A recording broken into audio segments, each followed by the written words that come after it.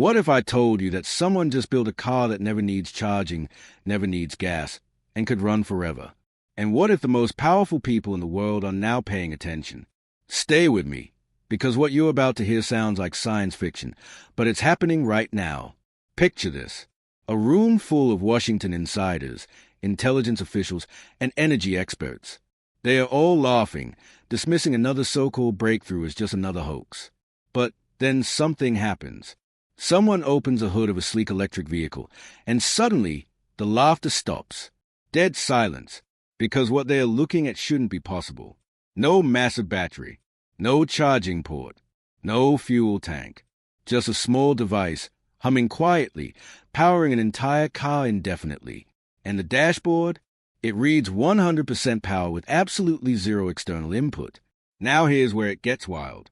Within days of this demonstration, an encrypted message traveled from Africa to Washington. The label on it? Urgent Energy Innovation, National Security Interest. And just 1 week later, something unprecedented happens. An official invitation is extended to a Zimbabwean inventor named Maxwell Chikumbutso. Not to some tech conference. Not to a university lecture, to the White House itself. When this news broke, the tech world didn't just pause. It froze completely. Headlines exploded across every major news outlet. Skeptics who had spent months mocking this inventor suddenly went quiet. Because whether you believe in this technology or not, one thing became crystal clear. The most influential leaders on the planet are taking this seriously. Very seriously. So let's rewind and understand how we got here. For months, whispers have been circulating about an African inventor who claimed to have created self-power technology. Most dismissed it immediately. The scientific community said it violated fundamental laws of physics. Energy executives laughed it off as impossible. But then came the private demonstrations. Small groups of investors and former intelligence operatives were invited to witness the technology firsthand. And what they saw changed everything. According to multiple sources, the demonstration was simple but stunning. The vehicle was started and then left running. Hour after hour, it continued operating with no decrease in power. Engineers examined every component, searching for hidden batteries or fuel sources. They found nothing, just this compact regeneration system that somehow kept producing energy continuously. One witness later described the moment as watching everyone's understanding of reality shift in real time. The inventor's response to all the skepticism? Calm confidence. He didn't argue with critics or try to convince anyone. He simply let the technology speak for itself. And apparently, it spoke loud enough to reach the highest levels of power. Fast forward to the meeting itself.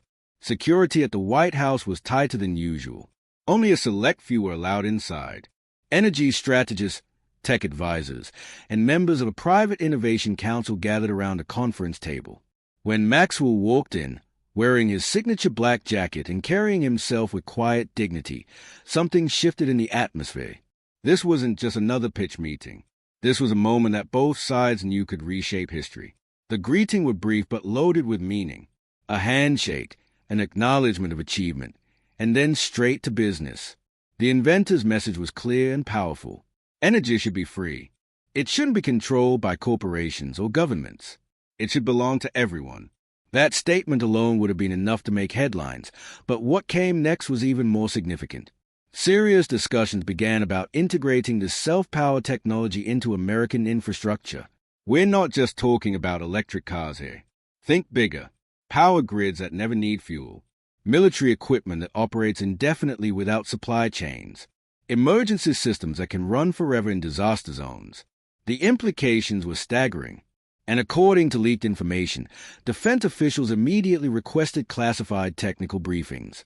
This had gone from curiosity to national priority overnight. But here's what makes this story even more interesting. The global reaction. American media scrambled to verify every detail. African nations erupted in celebration, calling it proof of African innovation leadership. Meanwhile, behind closed doors, fossil fuel investors started making moves. Energy lobbyists began questioning the technology's legitimacy. Suddenly, billions of dollars in investments felt threatened. Because if this technology is real, everything changes. And then the footage leaked. Images of a former president standing beside this self-powered vehicle, hand resting on the hood, not in skepticism but in endorsement.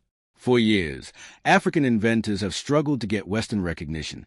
They've been ignored, dismissed, or had their ideas stolen. But this time was different. This time, the world was watching, and the world's most powerful figures were paying attention. The story doesn't end at the White House gates, though. What happened next is where things get really fascinating. The morning after the historic meeting, Washington was buzzing. Journalists were hunting for leaks. Insiders were sending cryptic messages. And then, a convoy of black vehicles was spotted leaving toward an undisclosed location outside Virginia. Inside that convoy, the inventor himself, now accompanied by Secret Service agents and Pentagon officials. The destination was a restricted energy testing facility that insiders call Site Delta.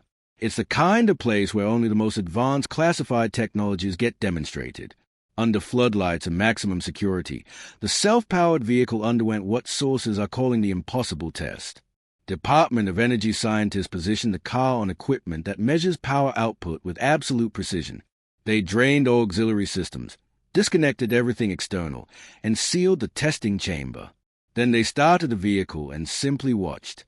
1 hour passed, then 10, then 20. The engine hummed smoothly, consistently. Energy output remained steady with no decrease whatsoever. No charging, no refueling, no visible external power source. At 72 hours, the test engineers made a decision. They stopped the trial. But here's the thing. They didn't stop because the vehicle failed. They stopped because it showed absolutely no signs of stopping. A physicist on the testing team reportedly turned to his colleagues and said something that captures the magnitude of this moment perfectly.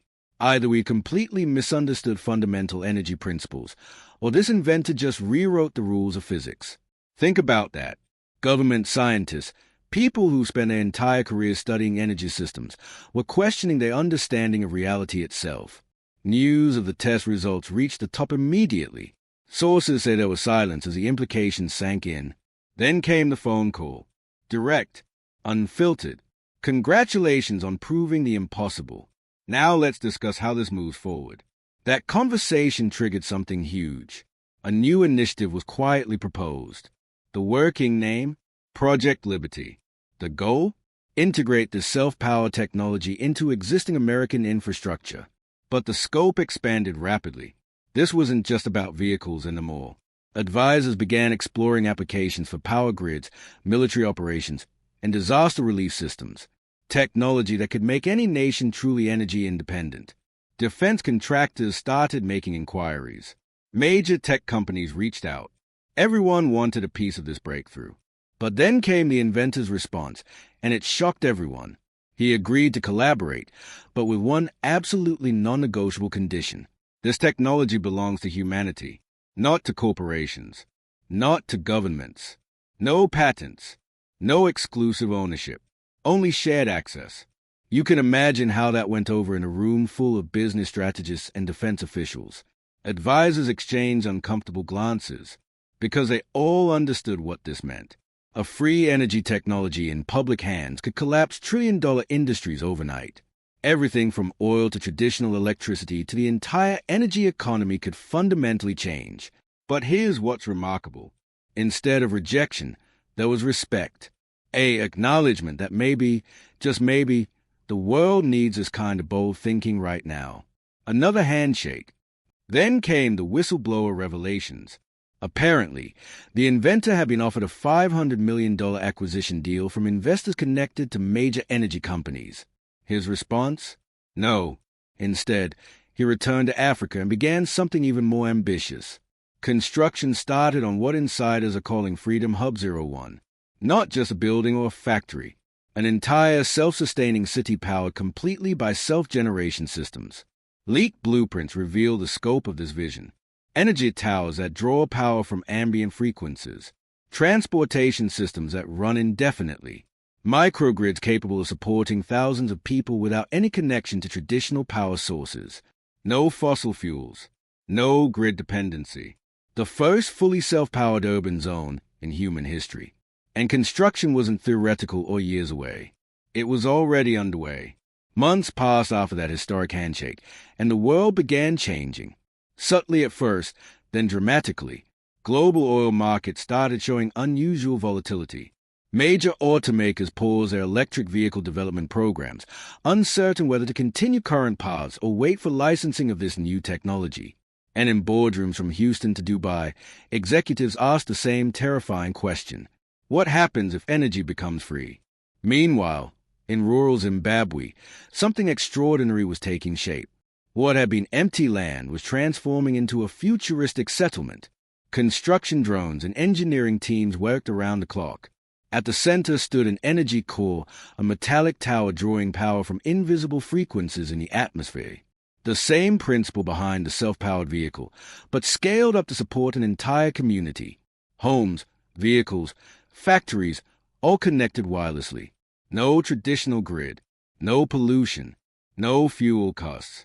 The city pulse would light 24 hours a day, powered by what the inventor calls the energy of the universe itself. When international journalists finally gained access to the site, the images they captured were breathtaking.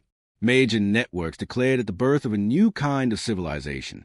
Streets illuminated by technology that cost nothing to operate. Electric vehicles charging themselves while parked. Manufacturing facilities running at full capacity with zero energy bills. It wasn't a concept or a prototype. It was real and functioning. But not everyone was celebrating. Powerful interests felt threatened. Secret meetings were convened in financial capitals around the world. Attempts were made to block the spread of these designs through regulatory barriers and security concerns. One leaked document from a major energy firm reads simply, "If this technology scales globally, the concept of an energy economy will collapse." That single sentence reveals everything. The fear wasn't that the technology might not work. The fear was that it would work too well. At the same time, independent scientists began confirming what many had suspected. The self-powered systems weren't violating physics. They were using ambient radio frequencies and resonant induction principles, converting what had been considered background noise into usable energy. It was unconventional, certainly, but it was scientifically sound. The inventor hadn't broken the laws of physics. He'd simply applied them in ways no one else had thought to explore. Under mounting pressure from all sides, an official statement finally came. In a televised address, the former president appeared alongside the African inventor and made a declaration that entered the history books. America will work with Africa, not against it, to bring this technology to the world. Together, we will power a new era of freedom. The symbolism was profound. For the first time, a Western leader was openly endorsing a non-Western inventor whose innovation could potentially outpace every major energy corporation in existence. Skeptics continued trying to discredit the technology, but the evidence kept mounting. Footage from Freedom Hub 01 told an undeniable story. Lights glowing bright across the settlement. Vehicles running continuously. Machines operating day and night, without drawing a single watt from any traditional grid. The technology wasn't theoretical anymore. It was operational, observable, and unstoppable. Within 2 years, Freedom Hub 01 evolved into something even larger. 10 fully energy-independent cities across the African continent. The transformation was remarkable. Nations that had been dependent on imported fuel became technology exporters. Energy poverty, which had limited development for generations, plummeted. Factories that had been closed due to power costs reopened. Children. So what does this mean for the future? That's a question on everyone's mind. Will this technology truly become accessible to all, or will powerful interests find ways to suppress it? Can traditional energy companies adapt, or will they fight to maintain the status quo?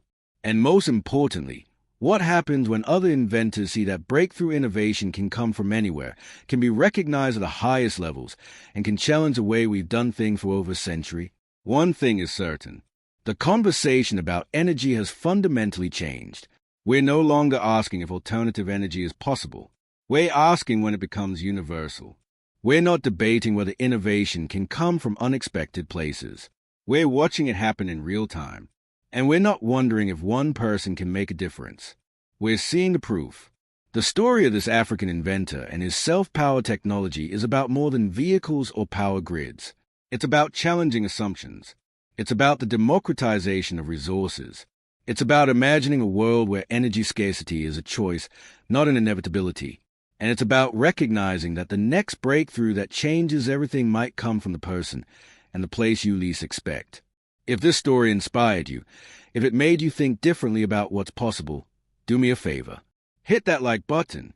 Share this with someone who needs to hear it.